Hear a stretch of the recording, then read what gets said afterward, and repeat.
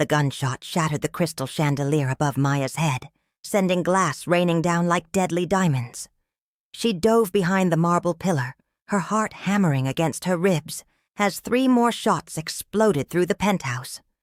Min-jae moved like a shadow, his gun already drawn, firing twice. 2 bodies dropped. The 3rd attacker lunged from the kitchen, but Min-jae's knife found his throat before he could pull the trigger. Blood sprayed across the white Italian sofa. Maya's hands trembled as she pressed them against her stomach, protecting the secret growing inside her. This wasn't supposed to happen. None of this was supposed to happen. 3 weeks earlier, Maya had stood in front of her bathroom mirror, staring at the purple bruise blooming across her cheekbone. Her father's ring had left its mark again. Richard Chen, the distinguished senator, the man who smiled for cameras and shook hands with presidents, had backhanded her across the face for coming home 20 minutes late. She was 24 years old, and she couldn't remember the last time she'd made a decision for herself. He chose her clothes. He monitored her phone. He decided who she spoke to, where she went, what she ate. And now he'd decided who she would marry. Senator Park's son. Her father had announced that evening over dinner, his voice cold and final. The wedding is in 1 month. This alliance will secure my position in the Senate. You will not embarrass me. Maya had looked across the table at her father, at his hard eyes and cruel mouth, and something inside her finally snapped. She'd heard the whispered phone conversations late at night. She'd seen the documents he thought he'd hidden. She knew about the offshore accounts, the human trafficking connections, the bribes. And she knew one name that made even her father's voice shake with something close to fear. Kang Min-jae. The club in Koreatown pulsed with bass that Maya felt in her bones. She'd slipped out through her bedroom window, something she hadn't done since she was 16. The bouncers had tried to stop her at the VIP entrance, but she'd dropped Min-jae's name, and their faces had gone pale. They'd escorted her up 3 flights of stairs to a private room that smelled of expensive whiskey and danger. Min-jae sat behind a glass desk, his suit probably worth more than most people's cars. He was younger than she'd expected, maybe 30, with sharp feature and eyes that seemed to see through skin and bone straight into her soul. 2 men flanked him, hands resting on concealed weapons. He didn't look up from the document he was reading. "Maya Chen," he said, his accent crisp and controlled. "Richard Chen's daughter. You have 60 seconds to explain why I shouldn't have you thrown out, or worse." Maya's mouth went dry, but she forced herself to speak. "I need your help to disappear. I know you move people across borders. I know you have connections everywhere. And why would I make an enemy of your father?" Min-jae finally looked up, and the weight of his gaze nearly made her step back. "Senator Chen is a powerful man. Helping you would be bad for business." "Because I can give you everything," Maya said, pulling the USB drive from her pocket. "His offshore accounts, his trafficking routes, his connections to the Russian mob. Every dirty secret he has. I've been collecting evidence for 2 years." Min-jae's expression didn't change, but something flickered in his eyes. Interest. He gestured for one of his men to take the drive. "And what do you want in return?" "Get me out of the country. New identity. Enough money to start over somewhere he'll never find me." Min-jae leaned back in his chair, studying her like she was a puzzle he was deciding whether to solve. "I have a counteroffer. A contract marriage. 6 months. I need a wife to finalize a deal with the Yakuza. They're traditional. They only trust family men." Maya's heart sank. "I'm trying to escape being sold into marriage." "This is different," Min-jae said, his voice matter of fact. This is a business transaction. After 6 months, you get a new identity, $5 million and freedom anywhere in the world. I get my deal. We both win. What's the catch? We have to make it convincing. My enemies will investigate. We'll need to live together. And we'll need to consummate the marriage. Once. To make it legitimate. Maya felt sick, but what choice did she have? Her father's mansion or this cold transaction? At least this had an end date. Fine. But after 6 months, I never see you again. Agreed. Minjai stood and extended his hand. We sign tomorrow. The wedding is in 3 days. The ceremony had been sterile, performed by a judge Minjai owned in a courthouse he probably owned too. No flowers, no music, just signatures and 2 witnesses Maya had never seen before. That night, in Minjai's penthouse, they'd gone through with their agreement. He'd been efficient, almost clinical about it. No kissing, no tenderness, just a contract obligation fulfilled. Afterward, he'd dressed and left the room without a word, and Maya had curled up on the 1,000-thread-count sheets and cried. The first week passed in a blur of luxury and loneliness. The penthouse was beautiful. Floor-to-ceiling windows overlooking the city, a kitchen with appliances Maya didn't know how to use, a bathroom with a tub big enough to swim in. But it was still a cage. Minjai came and went at odd hours, never telling her where he was going. His right-hand man, Jinwoo, checked on her daily, bringing groceries and making sure she had everything she needed. He was kind, in a distant way, but his eyes were always watchful. By the 2nd week, Maya started feeling nauseous. She blamed it on stress, on the dramatic change in her life, on the rich food Minjai's chef prepared. But when she missed her period, panic set in. She sent Jinwoo out for prenatal vitamins, claiming they were for a friend, and bought a pregnancy test from a different pharmacy herself, wearing sunglasses and a hat like a criminal. The 2 pink lines appeared almost immediately. Maya sat on the marble bathroom floor, the test clutched in her shaking hands, and felt her carefully constructed escape plan crumble. A baby. She was pregnant with a Mafia boss's baby. This wasn't supposed to happen. They'd been careful. Or as she thought they had. Nothing about that night had been about emotion or passion. It was just biology playing a cruel joke. She waited until Minjai came home that night, watching from the living room as he entered, his white shirt stained with something dark. Blood, probably. She'd learned not to ask questions. He headed straight for the bar, pouring himself 3 fingers of whiskey. I'm pregnant, Maya said, her voice barely above a whisper. Minjai froze, the glass halfway to his lips. For a long moment he didn't move, didn't speak.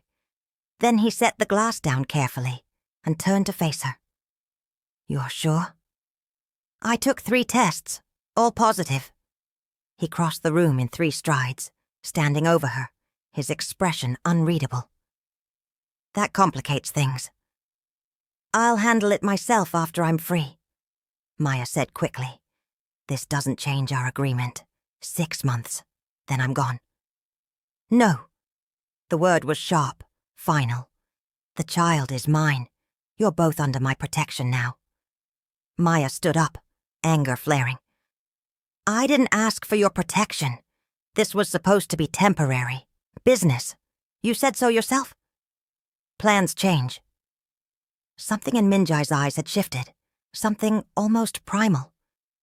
You're carrying my child. That means your family, and I protect what's mine.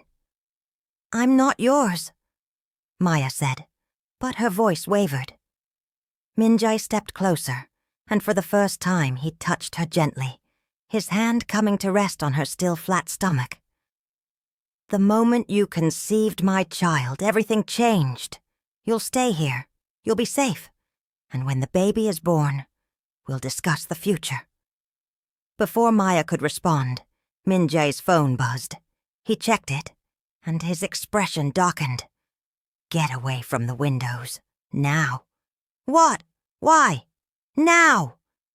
He grabbed her arm and pulled her toward the interior hallway, just as the first window exploded. Glass and gunfire filled the air. Min-jae shoved her into a closet. Stay here! Don't make a sound! Through the crack in the door, Maya watched Min-jae transform. The cold businessman disappeared, replaced by something lethal. He moved through the chaos with terrifying precision, each shot finding its target. She saw 3 men fall before Min-jae's bullets. A 4th tried to flank him from the kitchen, but Min-jae was faster, his knife appearing from nowhere, finding the man's throat. When the shooting stopped, Min-jae came to the closet. Blood splattered across his face. We're leaving. Pack 1 bag. We have 5 minutes. What's happening? Maya's voice shook. Your father found you, and he's not alone. Min-jae was already pulling weapons from hidden compartments in the walls. He's made a deal with Viktor Sokolov, a Russian crime lord. They're coming for both of us. They escaped through a service elevator that led to underground tunnels. Jinwoo was waiting with a black SUV, his face grim. As they sped through the city, Maya looked back at the penthouse, flames now visible in the windows. Everything was falling apart. The safe house was on a remote island 3 hours from Seoul, accessible only by private boat. It was smaller than the penthouse, but just as secure, with cameras and motion sensors covering every approach. For the first few days, Min-jae barely spoke to her, spending most of his time on the phone, coordinating with his men, trying to figure out how Viktor and her father had found them. On the 4th night, Maya found him standing on the balcony, staring out at the dark ocean. She wrapped a blanket around her shoulders and joined him. Why did you really agree to help me? She asked. The truth. Min-jae was quiet for a long time. My father sold me to the organization when I was 7 years old, traded me for gambling debts. I grew up in this world, became what they needed me to be. I've never known what family actually means. I've never had anyone who was truly mine. He turned to look at her, and for the first time she saw past the cold exterior. When you told me you were pregnant, something changed. I can't explain it, but I won't let my child grow up the way I did. I won't let them be a pawn in someone else's game. Maya felt something crack in her chest. What kind of father will you be? You kill people. You run an empire built on violence.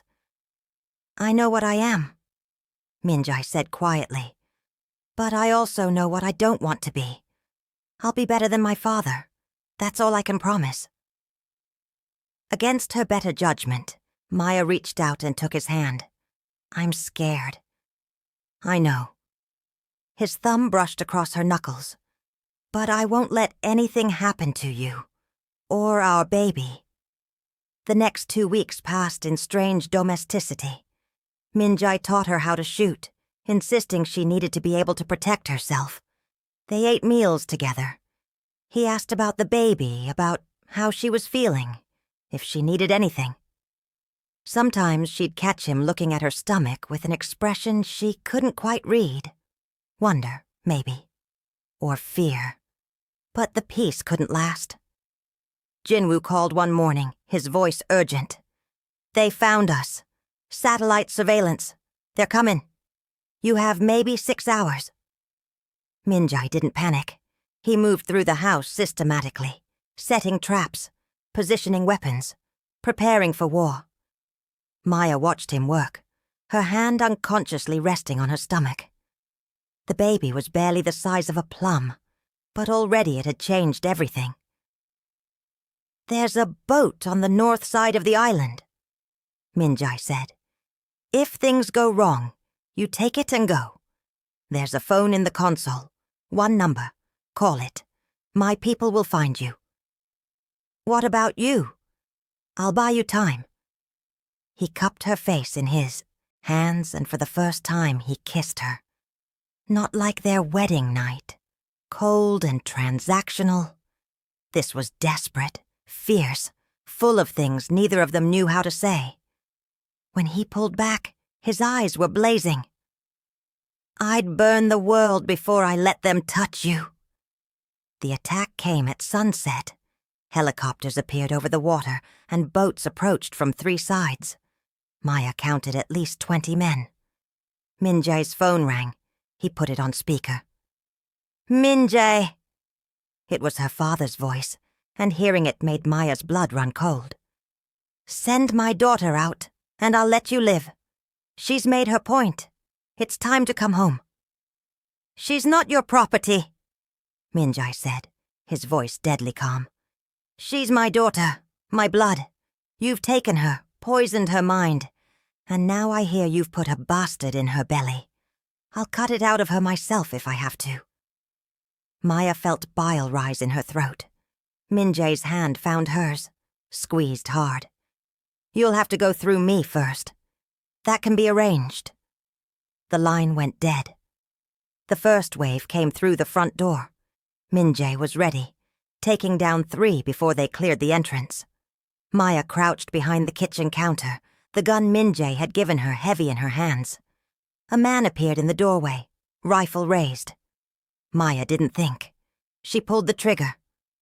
The recoil surprised her, but the shot found its target. The man dropped. She'd just killed someone. Her hands shook violently, but there was no time to process it. More men poured in. Min-jae was a whirlwind of violence, but they were outnumbered. A bullet grazed his shoulder. Blood bloomed across his shirt. "The boat!" he shouted. "Go now! Not without you!" A massive figure appeared in the doorway. Viktor Sokolov, 6.5 feet of Russian muscle and cruelty. He smiled when he saw Maya. "There she is, the little bird who caused all this trouble." Min-jae stepped between them, but Viktor was ready. They collided like titans, fists and fury. Maya ran for the back door, but her father was there, blocking her path. Up close, he looked older than she remembered, haggard, but his eyes held the same cold cruelty. "You stupid, ungrateful girl," he said. "I gave you everything, a life of privilege, and you threw it away for this criminal." "You gave me a prison," Maya said, raising her gun. "You beat me, controlled me, sold me like property. I was preparing you for the real world." Richard took a step closer. "You were always too weak, too emotional, just like your mother." "Don't talk about her." Maya's finger tightened on the trigger. "You drove her to suicide. Your cruelty killed her." "She was weak too." Another step. "Now put the gun down. You won't shoot me. You don't have it in you." Behind her, she heard Min-jae roar. Glass shattered. Viktor was winning. Her father was 3 feet away now, reaching for her gun. Maya thought about her mother's funeral, about every bruise, every cruel word, every night she'd cried herself to sleep. She thought about the baby, growing inside her, about the life she wanted to give them. The gunshot was deafening in the small space. Her father staggered back, blood spreading across his chest. His eyes went wide with shock. "You shot me!" he gasped. "Your own father." "You stopped being my father a long time ago," Maya said, and she was surprised by how steady her voice was. Min-jae appeared behind her father, his face a mess of blood and bruises. Viktor was down, either dead or unconscious. Min-jae's men were streaming in through the front, overwhelming the remaining attackers. It was over. Richard Chen collapsed to his knees, one hand pressed to his wound. "This isn't over," he wheezed. "I'll destroy you both." "No," Min-jae said, his gun aimed at Richard's head. "You won't. Wait." Maya put her hand on Min-jae's arm. "Don't kill him." Min-jae looked at her like she'd lost her mind. "He tried to kill you. Kill our child." I know. Maya crouched down in front of her father, meeting his hateful gaze. But death is too easy. I want him to live. I want him to watch everything he built crumble. His political career, his empire, all of it. She pulled the USB drive from her pocket. I have copies, everything. Your trafficking routes, your bribes, your offshore accounts. I'm going to send it to every news outlet, every law enforcement agency, every person you've ever screwed over. You'll spend the rest of your life in prison, and you'll know that your daughter, the one you called weak, is the one who destroyed you. Richard's face contorted with rage, but the fight was draining out of him along with his blood. Minjai called for a medic, and they hauled Richard away. He'd live. He'd face trial. He'd lose everything. Viktor Sokolov wasn't so lucky. Minjai's men confirmed he'd died in the fight. The Russian mob would want revenge, but that was a problem for another day. That night, after the bodies had been removed and the house cleaned, Maya stood in the shower letting the water wash away the blood and the fear. She heard the bathroom door open, saw Minjai's shadow through the frosted glass. "Can I join you?" he asked, his voice uncharacteristically uncertain. Maya slid the door open. Minjai stepped in, still clothed, and let the water soak through his bloody shirt. She helped him peel it off, revealing the bandages on his shoulder and ribs. They stood under the stream, not speaking, just breathing together. "I thought I'd lost you," Minjai said finally. "When Viktor had me pinned, all I could think about was you and the baby. How I'd never get to see them born, never get to be the father I wanted to be." "You saved us," Maya said, her hands on his chest, feeling his heartbeat. "You kept your promise." "I always will." He tilted her chin up, meeting her eyes. "Maya, I know this started as a transaction, a business deal. But somewhere along the way, it became real. You became real to me. This baby became real. And I don't want you to leave after 6 months. I don't want this to end." Maya's heart hammered. "What are you saying?" "I'm saying I want this to be real. A real marriage. A real family. I'm saying I love you, and I didn't know I was capable of that until you." Tears mixed with the water on Maya's face. "You're a Mafia boss. You kill people. You break laws. This isn't exactly a fairy tale." "No," Minjai agreed, "it's not. I can't promise you a normal life. I can't promise safety or peace. But I can promise you'll never be trapped again. You'll never be controlled. You'll be my partner, my equal. And our child will grow up loved and protected and free to choose their own path." Maya thought about everything that had brought her to this moment. The abuse, the fear, the desperate deal with a dangerous man. She'd been trying to escape one prison, and somehow, she'd found something else entirely.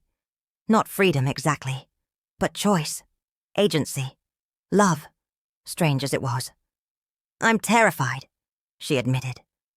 "Me too," Minjai said, and smiled for the first time since she'd known him. "But maybe we can be terrified together." "Okay," Maya said. "Yes, let's try. For real this time." 6 months later, Maya stood on the balcony of a villa in New Zealand, watching the sun set over endless green hills. Her pregnancy was showing now, her belly round and full. She felt the baby kick, strong and insistent, and smiled. Minjai came out carrying 2 mugs of tea, setting one in her hands before wrapping his arms around her from behind. "How are my girls?" he asked, his hands resting on her stomach. "Girls?" Maya raised an eyebrow. "You don't know that yet." "I have a feeling." He pressed a kiss to her neck. "A daughter. With your eyes and your courage and hopefully not my criminal tendencies." Maya laughed. the sound still surprising her sometimes. Joy had seemed impossible 6 months ago. Now it was her everyday reality. Minjai had stepped back from the worst of his business, delegating to trusted people, focusing on the legitimate enterprises. He'd never be clean entirely. His past would always follow him. But he was trying, and that meant everything. Her father was in prison awaiting trial, his empire in ruins. The USB drive had done its work. Every news channel had covered the scandal. Senator Richard Chen, the distinguished politician, exposed as a monster. Maya had testified, standing in front of cameras and telling the world what he'd done to her, to others. It had been terrifying and cathartic in equal measure. "Do you ever regret it?" Minjai asked. "Any of it?" Maya turned in his arms, looking up at the man who'd saved her by accident, while trying to use her. "I ran from one cage and found another, but this time I chose it. I chose you, and I'd choose you again. Even knowing what I am, what I've done?" "Especially knowing," Maya said, "because I've seen you try to be better. I've seen you choose us over everything else. That's not nothing." Minjai kissed her, deep and slow, and the baby kicked between them, making them both laugh. Tomorrow would bring its own challenges. The Russian mob still wanted revenge. The Yakuza deal was complicated. There were always enemies, always threats. But tonight, in this moment, they were just a couple expecting their first child. Just two broken people who'd found each other in the darkness and decided to build something better. "I love you," Maya said. "I don't think I've said it enough." "You say it every time you choose to stay," Minjai replied. "Every time you look at me and see past the monster. That's enough." Inside the villa, Minjai's phone buzzed with messages he'd check tomorrow. Outside, security cameras monitored every approach. They'd never be normal. But maybe normal was overrated. They had each other. They had their unborn child. They had a chance at happiness that neither had thought possible. Maya placed her hand over Minjai's on her stomach, feeling their daughter move. A new life, a new beginning, a future they'd fight for together. And if you've stayed with us through this entire journey, thank you. If you enjoyed Maya and Minjai's story, make sure to hit that like button and subscribe for more dramatic stories. Drop a comment below and tell us what you'd name their daughter. Would you have made the same choice as Maya did? Let us know your thoughts. And remember, sometimes the most dangerous deals lead to the most unexpected happiness. Until next time.